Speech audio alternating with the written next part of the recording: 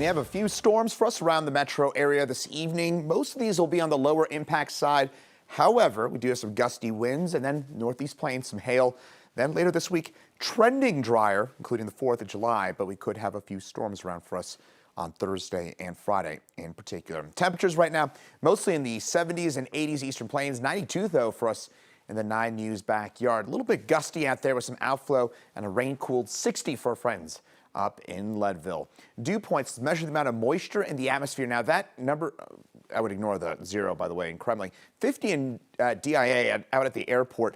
We did have colliding outflow boundaries. I'll show you that in detail in just a second. But for the most part, this is the part of the state I'm a bit more concerned because we have a bit more low-level moisture. Dew point measure the amount of moisture in the atmosphere. The higher the dew point, generally speaking, you want to see a 50-degree or above dew point to get some stronger storms. So keeping an eye on the airport, but for the most part, those impacts will be mainly gusty winds. Here's the reason why. Well, we're going to see we've got a lot of dry air at the surface.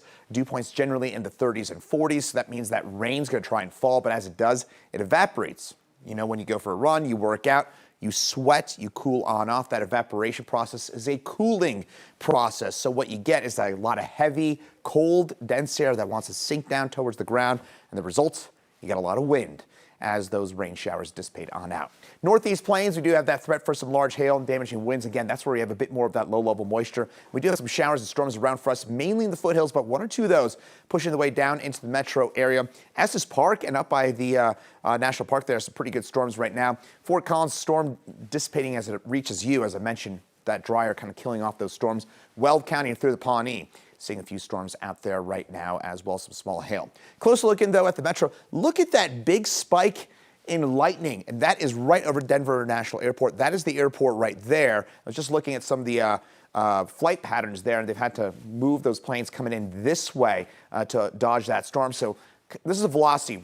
Green, winds moving towards the radar, red going away from it. And notice how you kind of see a little kind of clashing there of those winds right over the airport. That's what's sparking up that storm there at the airport right now. So kind of a DIA special in terms of that storm right now. Otherwise, we're mostly quiet around the metro area. A few gusty showers here and there. Otherwise, next few hours, these showers and storms will gradually dissipate on out. Tonight, we drop back to 61, partly cloudy skies. Tomorrow, 94 degrees, a breezy afternoon. It'll be dry for tomorrow, just kind of hot and breezy. So kind of it's going to feel like being inside of a hairdryer for tomorrow, 94 and kind of gusty.